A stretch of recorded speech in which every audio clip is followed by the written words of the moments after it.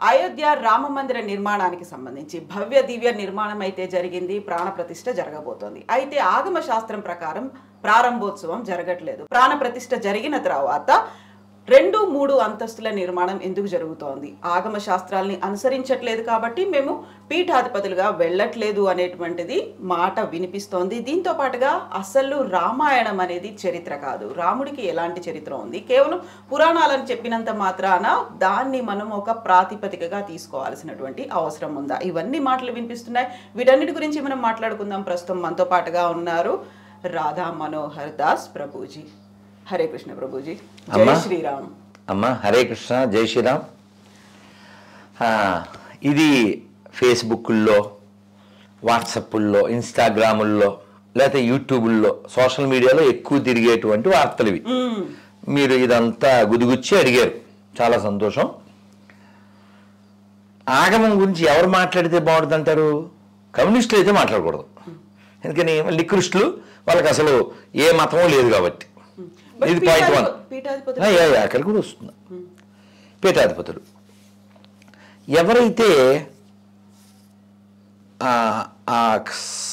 Certain people దానికోసం పనిచేశారో, ఎవరైతే దాన్ని మళ్ళీ పునర్నిర్మాణం చేయడానికి త్యాగాలు చేశారో, నిలబడ్డారో, వాళ్ళు అంత తెలియకుండా చేయట్లేదు. నెంబర్ 1. నిజంగా ఎవరైతే మీరు పీఠాధిపతులు అన్నారో వాళ్ళకి జ్ఞానం ఉంటే, ఇఫ్ ఇట్ ఈస్ సో, మీరు వాళ్ళు అని ఉంటే, మీడియా వక్రీకరణ కాకుండా, ఎందుకంటే మనం తెలుసు చిన్నప్పుడు ఏదో అంటే ఏదో బయటకు వస్తుంది కదా, రామ అంటే అన్నట్టు. మనకి మహాభారతంలో చెప్పారు, వయం పంచాధికం శతమని. అంటే ఏమిటి? ధర్మరాజు పాండవులు అడవిలో ఉన్నప్పుడు వనవాసంలో ఈ వీళ్ళని ఏమంటారు, కౌరవుల్ని అటాక్ చేశారు. ఎవరు? ఈ యక్షులు, గంధర్వులు. అర్జునుడు, భీముడు చపట్లు కొట్టి కాగల కార్యం గంధర్వులే చేశారు అన్నారు. కానీ ధర్మరాజు ఏమన్నాడు? మరి వాళ్ళకి మనకి జగడం ఉంది, కాదని చెప్పను. కానీ అది అది అది ఎప్పుడు మనం ఉన్నప్పుడు అది వాళ్ళు 100 మంది, మనం 5గురం. కానీ బయట వచ్చినప్పుడు మనం 105గురం. వయం పంచాధికం శతం. ఇది ధర్మరాజు ఇచ్చిన సూత్రం. నిజంగా మీరు వాళ్ళు అన్నది నిజమైతే, ఇఫ్ ఇట్ ఈస్ సో, వాళ్ళు ఎవరితో డిస్కస్ చేయాలి? ఫేస్బుక్లో అవి డిస్కస్ చేయకూడదు, ఫోన్లు చేయాలి. ఎవరికి సత్యం పర్సన్ చేయాలి. రోడ్డు ఎక్కారంటే అది పబ్లిసిటీ స్టంట్. అర్థమైందా? చెప్పడానికి కుదరలేదు అనుకుందాం. వీళ్ళ మాట వినని స్థితే ఉన్నప్పుడు వీళ్ళు మాట్లాడే ఉపకారం లేదు, వాతావరణం పాడు చేయడం తప్ప కదా. ఇంకో విషయం, భగవంతుడు దయామయుడండి. దయలేనోడు అసలు భగవంతుడే కాదు. ఎవరో మెసేజ్ పెట్టారు, మా దేవుడు నిన్ను ప్రేమిస్తున్నాడని. నేను చెప్పా, నన్ను ప్రేమించకపోతే వాడు దేవుడే కాదు, నేనే ప్రేమిస్తున్నాను కదా మనిషిని. నన్ను తిట్టినోను కూడా నేను సారంట. After just human being. మీ దేవుడు ఎలా ఉంటాడు కదా? కన్నప్ప, భక్త కన్నప్ప నీళ్ళు ఎలా పోసాడు కదా? కదా, ఏం పెట్టాడు? నైవేద్యం తిన్నాడు, మాంసం పెట్టాడు. మీరు శ్రీకృష్ణదేవరాయలు వారి అష్టదిగ్గజాల్లో ఆయన పేరు, ఒక కవి పేరు గుర్తులే, ఆయన ఈ తిన్నడ గురించి చెప్తారు. అప్పుడు అలా అడవిలో పడి ఉన్న శివలింగానికి ఇలాగా నోటితో శుభ్రం చేసి ఇలా చేసాడు అని. శివుడు అసలు ఏంట్రా తుప్పుకు బ్యాచా నువ్వు, నోటితో ఊసావు, ఇలా ఏమైనా మాట్లాడా? ఏంట్రా మాంసం తెచ్చి ఇలా అన్నాడా? అసుతోషుడు. భగవంతుడు అంటే సులభుడు, బెదిరించేవాడు గాడు కాదు. ఇది అది కాక రాముడికి సంబంధించిన విషయం టాపిక్ ఇది. రాముడు ఎవరిని క్షమించాడు? ఎవరైతే తన భార్యను ఎత్తుకెళ్ళారో ఆ రావణాసురుడికి ఏమన్నాడు తెలుసా? ఎవరో అడిగారు, ఏమండి మీరు విభీషణుడికి రాజ్యాభిషేకం చేశారు, ఆ సముద్రంలో నీళ్లు పోసేసేసి, ఏ ఊరది, మన రామేశ్వరం పక్కన ఉంది, ధనుష్కోటి. మరి ఇప్పుడు మీరు ఈయన సీఎం అని అనౌన్స్మెంట్ చేశారు, అక్కడ సీఎం ఇంకా చచ్చిపోలేదు. ఒకవేళ ఈ రావణాసురుడు లంక వదిలేసి సీతను వదిలేసి మీ కాళ్ళ దగ్గరికి వచ్చి సరెండర్ అయిపోతే వాట్ యు విల్ డూ అన్నారు. అని నోరు తెరవలే రాముడు. ఏం పర్లేదు, అయోధ్య ఇచ్చేస్తా. అది గట్స్ అంటే గట్స్ ఉన్నది ఇచ్చి కొడతాడు. సరే, మరి రావణాసురుడు చచ్చిపోయాడు. ఎన్ని మనం మెసేజ్ పెట్టినా మెసెంజర్ పంపినా వినలేదు వాడు. ఇతనికి అంత్యక్రియలు చేయమన్నారు విభీషణుడితో. నేను చేయను, వాడు చాలా మంచిది కాదు, హీ నాట్ కరెక్ట్ అన్నాడు. అప్పుడు రాముడు చెప్పాడు, you are not correct no, ఎందుకంటే మరణాంతరే నవైరం, చచ్చిపోయాక వైరం ఏమిటి, నువ్వు చేయకపోతే చెప్పు నేను చేసేస్తా. ఎందుకంటే you are my brother, you are like my brother, is also like my brother, because you are my brother. ఇది రాముడు శత్రువు పట్ల వ్యవహారం. శత్రువు పట్లే రాముడికి అంత కన్సర్న్ ఉంటే తన కోసమే తప్పిస్తూ తన నామమే జపిస్తూ తన కోసమే జీవిస్తుండే వాళ్ళ పట్ల ఈ అంటాడా, అదేమన్నా ఎడారిగడ్డ. చెప్పండి. ఇంకో పాట, సీతాదేవి అక్కడ లంకలో ఉన్నప్పుడు హనుమంతుడు, అమ్మా వీళ్ళందరూ వేసేస్తా అన్నాడు. ఎందుకు నాయన, ఎందుకేమిటి, నేను ఏడిపిస్తున్నారు కదా అన్న. ఎందుకు ఏడిపిస్తున్నారు, నేను ఇక్కడ ఉండబట్టి, నేను ఇక్కడ ఎందుకున్నాను. రావణాసుడు ఎత్తుకొచ్చాడు కాబట్టి. రావణాసుడు ఎందుకు ఎత్తుకొచ్చాడు, నేను జింక అన్నాను కాబట్టి. బికాజ్ ఆఫ్ జింక సీత వెంటూ లంక. అంటే సీతాదేవి అక్కడికి వస్తేనే సినిమా పూర్తి అవుతుంది, రావణాసురుడు అనే పాత్ర ముగిసిపోవాలి. ఎందుకంటే ఇంకా వెనక్కి వెళ్తే భాగవతంలో శాపం ఇవన్నీ ఉన్నాయి. ఇక్కడ సీతాదేవి మనకి ప్రతీక, మనకంటే జీవాత్మ. శ్రీభాష అప్పలాచార్యులు వారి పేరు విని ఉంటారు, మహానుభావులు చాలా స్పష్టంగా చెప్పారు రామాయణం. రాముడు పరమాత్మ, సీత జీవాత్మ, హనుమంతుడు గురువుగారు. గురువుగారు ఏం చేశారు, ఆత్మను తీసుకొచ్చి పరమాత్మతో కలిపారు. ఈ సీతాదేవితో హనుమంతుడు అమ్మ వెళ్ళి వేసేస్తా అన్నాడు. ఎందుకు వేసేస్తావు అంటే, నేను ఏడిపిస్తున్నారు కదా, నన్ను ఎందుకు ఏడిపిస్తున్నారు, నేను ఇక్కడ ఉండబట్టి, నేను ఇక్కడ ఎందుకున్నాను. జింక అడిగాను, ఆ జింక కోసం వాళ్ళు వెళ్ళేసరికి వీడి ఎత్తుకొచ్చాడు. మరి నేను జనకుడు కూతురుని కదా. జనకుడు అంటే ఎవరండి, జ్ఞానంలో తోపు, సుఖదేవుడికే జ్ఞానం ఇచ్చినారు. మరి అలాంటి ఆయన కూతురుని కదా, బంగారు జింక ఉంటుందా, ఆలోచించవచ్చు కదా. నేను ఆలోచించలేదే. అంటే సీతాదేవి మహాశక్తి, ఆవిడ అమ్మవారు, కానీ ఇక్కడ పాత్ర ఏంటి, ఆవిడ ఒక జీవాత్మక ప్రతీక. రాముడు దేవుడే, కానీ అక్కడ సార్ ఆయన సన్ ఆఫ్ దశరథ, మా ఇంటి ఆవిడ సీత, మా తమ్ముడు లక్ష్మణుడు ఇలాగే మాట్లాడాడు. మా ఊరు అయ్యొచ్చు, మీ దేవుడైనా వాళ్ళు చెప్పినా ఒప్పుకోలేదు ఈయన. ఎందుకంటే ఈ కేమ్ యాజ్ ఏ హ్యూమన్, ఆయన అలా ఉంటేనే వాడిని చంపగలడు. అది దాని విధానం అంతే. మరి కృష్ణుడు ఎలాగదే, పుట్టడమే రావడమే శంకుచక్ర గదా పద్మాలతో కనబడిపోయి ఎస్ ఆయన ద సుప్రీం అని వాళ్ళ అమ్మ చెప్పేశాడు. అది ఇంకా చివరి వరకు అలా ప్రూవ్ చేస్తూనే ఉన్నాడు. సరే, ఈ సీతాదేవి ఏముందో తెలుసా నాయన, వాళ్ళు నన్ను ఏదో తిడుతున్నారనో అరుస్తున్నారనో నువ్వు హట్ అయ్యావు నిజమే, కానీ వాళ్ళు ఎందుకు నన్ను అలా చేస్తున్నారు, వాళ్ళు they are following the rules of his orders. They are order carriers అంతే. వాళ్ళు జస్ట్ టూల్స్ ఆఫ్ రావణాసురుడు చెప్పాడు వాళ్ళు చేస్తున్నారు అని చెప్పి సీతాదేవి గొప్ప మాట చెప్పింది. నకశ్చిన్ అపరాధ్యతి. ఎవరన్నా రామాయణాన్ని ఫాలో అయితే సూసైడ్ చేసుకోరు, అంటే మైండ్ వీక్ అవ్వదు. నకశ్చిన్ అపరాధ్యతి అంటే లోకంలో తప్పు చేయని వాళ్ళు ఎవరైనా ఉంటారా, ఎవరిది ప్రశ్న, సీతాదేవి. అంటే ఎంత క్షమాగుణం చూడండి, ఎవరు తనని హింసించేవారి పట్ల. అసలు ఇది సీతాదేవి లక్షణం మాత్రమే కాదు, సహజంగా మనందరి బ్లడ్లో ఉంది అది. మనం ఎలాంటి వాళ్ళం, ఏదైనా నష్టం కష్టం అయితే ఏం చేస్తాం, పూర్వకర్మలా ఉంది అంటుంటే తలరా రాసి ఉంది. ఈ ఎక్కడ దాకా వద్దు. ఎప్పుడో సీతాదేవి ఎప్పుడో రాముడు వాళ్ళనిద్దరిని పూజించి 6 లక్షల ధనంతో గుడి కట్టిన రామదాసు గారు కూడా ఏం పాడారు, క్రూర కర్మములు నేరక చేసితి నేరములెంచకు రామా, దారిద్ర్యము పరిహారము నీయవే దైవ శిఖామణి రామ. అమ్మ విషయం ఏంటంటే రాముడు ఉన్నాడని కేవలం ఏదో అయోధ్య వాళ్ళు మాత్రమే నమ్మట్లే. ప్రపంచంలో చాలా చోట్ల నమ్ముతున్నారు, మన దేశం కాని చోట్ల కూడా నమ్ముతున్నారు. మనకంటే బాగా బాలి ద్వీపం, అక్కడ ముస్లింలుగా మారిపోయినప్పటికీ కూడా వాళ్ళ ఇళ్లలో ఇప్పటికీ సీతలు ఉన్నారు. ఓకే, ఇంకో విషయం,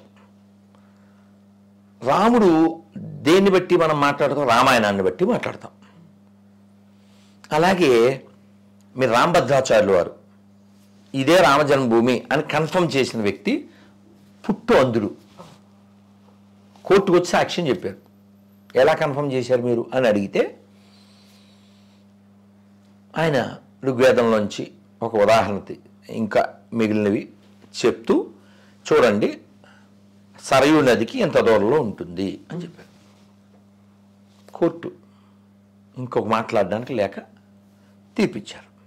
ఇంకోటి, పోని రామాయణమో లేకపోతే ఇంకోటి నువ్వు ఒప్పుకోకు కాసేపు, ఈ దేశానికి బాబర్కి ఏంటి సంబంధం? బాబర్ ఈజ్ డొకైట్, దొంగడు. తొగ్లక్ డెకాయిట్, తైమూర్ డెకాయిట్, టిప్పు సుల్తాను వాళ్ళ నాన్న dacoits who ruined thousands of temples. ఇప్పుడు దొంగోడికి మాకు సంబంధం ఏంటి?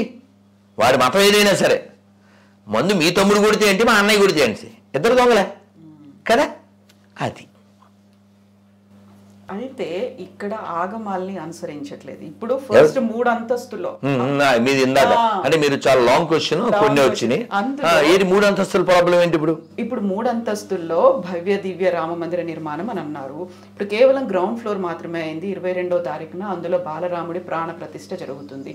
మిగతా ఫస్ట్ సెకండ్ ఫ్లోర్స్ అనేవి నిర్మాణం ఇప్పటికి జరగలేదు.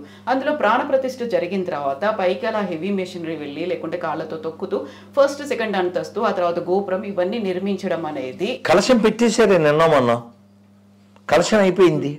సో హెవీ మెషినరీ వెళ్తుంది, కాళ్ళతో తొక్కుతారు, లేకుంటే ఇంత వర్క్ అనేది జరుగుతుంది. లోపల మనం అంత ప్రాణ ప్రతిష్ఠ చేసిన తర్వాత ఇవన్నీ చేయాల్సిన అవసరం ఏముంది?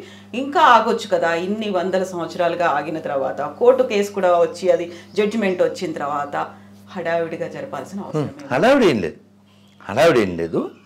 కాలం నిర్ణయించుకుంది, ఇన్ని వందల సంవత్సరాలు ఆగింది, ఇప్పుడు ఎందుకు జరుగుతుంది? చూడండి, ఏదైనా మనకి సంస్కృతంలో మాట ఉంది, తేన వినా తృణాగ్రమపి న చలతి. ఇప్పుడు మీకు టైం ఎంతకి ఇచ్చాను? 11 to 12 అన్నా, కానీ మనం ఆల్మోస్ట్ 1 అయిపోయింది. ఇప్పుడు మీరు అనుకున్నట్టు నేను అన్నట్టు అవలేదే, అవునా? అవునా? సో తేన వినా తృణాగ్రమపి న చలతి అంటే అర్థం ఏంటంటే ఆయన ఆజ్ఞ లేకుండా గడ్డి పోచ కొస కూడా కదలదు, లేకుంటే చీమైనా కుట్టదు. కాబట్టి రాముడికి బిల్డింగ్ లేకపోతే ఇంత బిల్డింగు ఇంత విషయం జరుగుద్దా? నిన్న 14 లక్షల దీపాలతో రాములు వారిని చిత్రించారు, దీపాలతో, రంగురంగుల దీపాలతో. సో కొన్ని లక్షల మందికి ఉపాధి లభిస్తుంది, కొన్ని లక్షల కోట్ల వ్యాపారం జరుగుతుంది, లోకానికి శాంతి జరుగుతుంది కదా. ఇంకో విషయం, ఇప్పుడు ఎవరైనా అంటే ఇంకా మన ఎలిఫెంట్ వాక్స్ డాగ్స్ బార్క్స్ అది ఎప్పుడు ఉంటుంది. ఇప్పుడు రామ మందిరం ఎవరి వలన అయ్యింది అని ప్రశ్న వచ్చింది అనుకోండి, ఎవరెవరు త్యాగాలు చేశారో వాళ్ళ వలన అయ్యింది కదా. ఇప్పుడు ఎవరు కామెంట్ చేస్తున్నారో వాళ్ళ వలన అయితే అవ్వలేదు. There are comedy spoons. ఇప్పుడు ఎవడైతే కామెంట్లు గట్టి మీద కూర్చొని చేస్తున్నారో వాళ్ళ వాళ్ళ వాళ్ళ పార్టిసిపేషన్ అయితే లేదు కదా. నేను వెళ్ళాను అయోధ్యకి 92లో కరసేవకి, మళ్ళీ మళ్ళీ మళ్ళీ మళ్ళీ వెళ్ళా, మళ్ళీ మళ్ళీ వెళ్తా. ఇంకో విషయం, ఈ బల్ల ఎక్కడ పెట్టినా మా ఇష్టం, మీ ఇష్టం ఏం లేదు, ఇది మా ఇల్లు కదా. నువ్వు అవుతారో కదా, నువ్వు కనీసం నువ్వు రామ మందిర ప్రతిష్టకు రానని చెప్పావు కదా, కాబట్టి what right you have to speak కదా. ఇప్పుడు ఆగమ విషయం వస్తే మీరు ఇందాక హెవీ మిషనరీ ఇంకా ఏదో మాట్లాడారు కదా. ఇప్పుడు దేవాలయాలు, పాత దేవాలయాలు మన వాళ్ళు ఆ బండ్లా వేస్తారు, వాటిని ఏమంటారు గ్రానైట్. ఎలా వేశారు? ఆల్రెడీ ప్రతిష్ఠ అయిన గుళ్ళే, ఎప్పుడో గుళ్ళు. గ్రానైట్ లోపలికి ఎలా వెళ్ళింది? దానికి ఒక విధానం ఉంటుంది. అంతేగాని అప్పుడెప్పుడో విజయవాడలో గుళ్ళు తీసేయడానికి క్రేన్లు తీసుకొచ్చి హనుమంతుని అలా పట్టి ట్రాక్టర్లో వేసి అలాంటి లక్కోరు పనులు చేయరు. దానికి విధానం ఉంది. ఆ యంత్రము, పద్ధతి, మంత్రము, దాన్ని కవర్ చేయడం అవన్నీ ఉంటాయి. ఎవడో అందరూ కలవకుండా ఆలయం అవుతుందా? గర్భాలయంలోకి అర్హత ఉన్న వాళ్ళే వెళ్తారు, నేను ఒప్పుకుంటా. కానీ ఆ గర్భాలయాన్ని తయారు చేసిన వాళ్ళు ఎవరు చెప్పండి? అందరూ జన్యం వేసుకున్న వాళ్ళే గర్భాలయాన్ని తయారు చేశారా? కాదుగా. కాబట్టి అందరూ కలిస్తేనే ఆలయం. అదే ఎవరు మన తనికెళ్ళ భరణి గారు, ఆయన ఇంటికి ఎవరో వచ్చారట. ఈయన వెళ్ళి ఆయనకి దండం పెట్టాడు, పెద్దోడు కదా అని. ఆయన ఈయనకి దండం పెట్టారంట. అదేమిటండి మీరు నాకు దండం పెట్టారు అని ఈయన అన్నారట. పాట పాడేవు కదయ్యా నువ్వు శివుడి గురించి, నాలో నా శివుడు గలడు, నీలో నా శివుడు గలడు. మరి నువ్వు చెప్పిన ప్రకారం అయితే నాలోనే కాదుగా నీలో కూడా ఉన్నాడు, అందుకని దండం పెట్టి అన్నాడు. అది కదా ఫిలాసఫీ అంట. అర్థం చేసుకోవడం అంటే. ఇంకోటి చెప్తాను, సందర్భం వచ్చింది. అంటే భగవంతుడు ఎవరిని ఇష్టపడతాడు అని చెప్పడానికి చెప్తున్నా. కాశీ నుంచి గంగ నీరు తెచ్చి రామేశ్వరంలో కలపాలి. రామేశ్వరం నుంచి కొంచెం ఇసుక పట్టుకెళ్ళి కాశీలో కలపాలి. ఇలా ఎప్పుడో కొన్ని 100 ఏళ్ల క్రితం ఓ పెద్ద ఆయన, ఓ బ్యాచ్ సాధువుల గుంపు, సాధువుల యొక్క సమూహం నడుచుకుంటూ, పూర్వం నడకేగా నడుస్తూ వస్తున్నారు. ఎండ్ల కాలం ఒక గాడిద, దానికి పాపం దాహం, నోరు బయట పెట్టేసి గిలగిల్లాడుతుంది. ఈ సాధువు చేతిలో మరి గంగనీరు ఉంది, రామేశ్వరం అందివే. ఆయన దానిపైన ఏదో ఉంటే తొలగించి దాన్ని నోట్లో పోసాడు. అది పాపం తెప్పరెళ్ళింది. మిగిలిన వాళ్ళు అన్ని 100,000 కిలోమీటర్ల నుంచి నడిచి మోసుకొచ్చి ఇక్కడ రామేశ్వరంలో శివుడికి అభిషేకం చేయకుండా గాడిద నోట్లో పోసావు అన్నారు. అప్పుడు ఆయన అన్నారు, ఆ జీవిలో శివుడు ఉన్నాడు, నేను ఆ జీవిని రక్షిస్తే శివుడు ఆనందపడతాడు. జీవులలో శివుడున్నాడండి, జీవుడే శివుడని తెలియండి, జీవుడే శివుడని తెలియండి, జీవహింస మానండి, జీవహింసతో బ్రతికేవారు శివుని మెప్పు కనలేరండి, జీవులలో శివుడున్నాడండి. ఇలా చూస్తే దైవం అనుగ్రహిస్తాడు. కానీ నువ్వు కేవలం నేను అభిషేకం చేస్తాను, నేను పూలు పెడతాను, మనిషిని నేను చిరాకు పడతాను, దెన్ నో గాడ్. గాడిదలో గాడ్ని చూసినోడి దగ్గర గాడ్ ఉంటాడు. ఈ పోనీ ఇలా చెప్పాను కదా, ఏదో ప్రాస కోసం అనుకోకండి. భగవద్గీత 5వ అధ్యాయం 18వ శ్లోకం ఏముంది? సునిచైవ స్వపాకేచ పండితా సమదర్శన విద్యా వినయ సంపన్నే. నెంబర్ కూడా చెప్తా, శ్లోకం చెప్తున్నా, అర్థం చెప్తా. విద్యా వినయ సంపన్నే బ్రాహ్మణే గవిహస్తిని సునిచైవ స్వపాకేచ పండితా సమదర్శన. అంటే ఏంటి? ఎవడు హూ ఇస్ కాల్డ్ పండిట్? ఎవడు పండితుడంటే ఒక ఆవులో, కుక్కలో, ఏనుగులో, కుక్క మాంసం తినే చండాలుల్లో, ఒక జ్ఞానిలో ఎవరైతే దైవాన్ని దర్శిస్తారో సమానముగా వాడిని పండిట్ అంటారు. స్కాలర్షిప్ తీసుకున్న వాళ్ళు అంతా స్కాలర్స్ కాదు. కాబట్టి ఈ సోకాల్డ్ బ్యాచ్ గురించి మనం మాట్లాడేదేం లేదు. అమ్మ పెడతా అడుగు తిన్నావుదని లెట్ దెమ్, పనిచేసేవాడిని పని చేయనివ్వండి.